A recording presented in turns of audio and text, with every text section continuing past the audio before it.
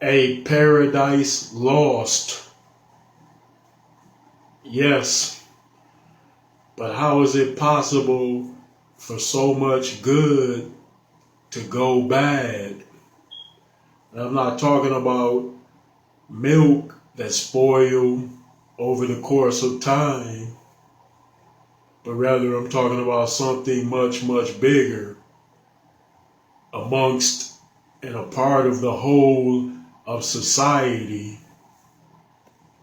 Well, go back thousands of years ago, but not many, many, many thousands of years ago, and close your eyes and picture a time when there were conflicts globally, meaning too many people could not get along within civilization, and they may have blamed it on things such as racial diversity.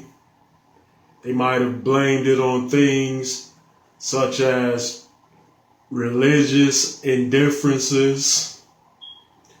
They might have even blamed it on things such as skin color. But regardless of the reason, there was much fighting at that time. And somebody realized, like, wait a minute, hey, if we go in there and kill all these people, we can take everything they got. But if we enslave this whole civilization instead, we can get those people to do all of our work. They can build humongous cities for us. They can work in the fields. So they can tend to any affair that we tell them to. And the beauty of it is we won't have to pay them 1 red cent. So let's do that. So there were conquering rulers that would go in and pretty much subjugate entire villages, towns, and civilizations under their authority. Then they would enslave them and bring them back to their homelands and then force them into servitude roles, which were against their wishes. So these people would have to brave harsh conditions and endure horrific conditions, which were certainly traumatic to their lives. And then it pretty much worked out well because these people were good workers. They worked, but they were forced to do that against their will, and they did not like what they were forced into.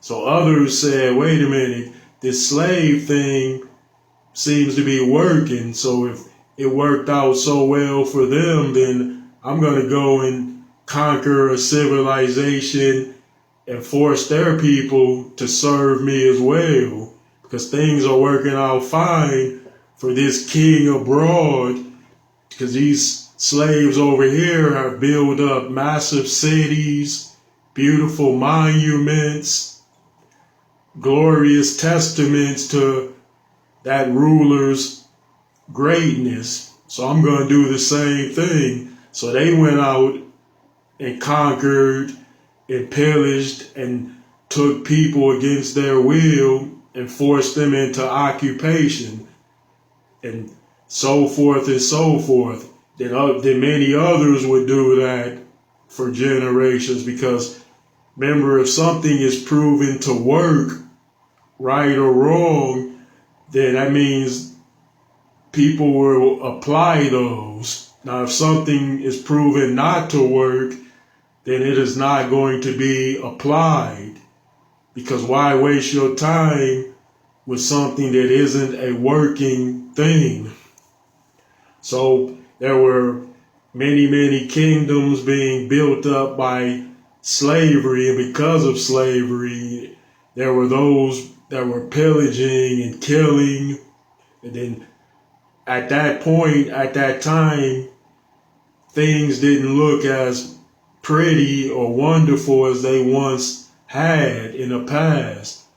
It was sort of like a mentality of the strongest survive, and those that were weak should be subjugated under a particular authority. And those such rulers, conquerors, and tyrants never said it was right, but rather that it worked. And it seems to worked out so well that this whole thing of slavery has lasted many hundreds of years since, if not thousands of years. And just say that was one of the major indicators that a paradise had in fact been lost. Well, stay tuned for the next installment. I'll see you then.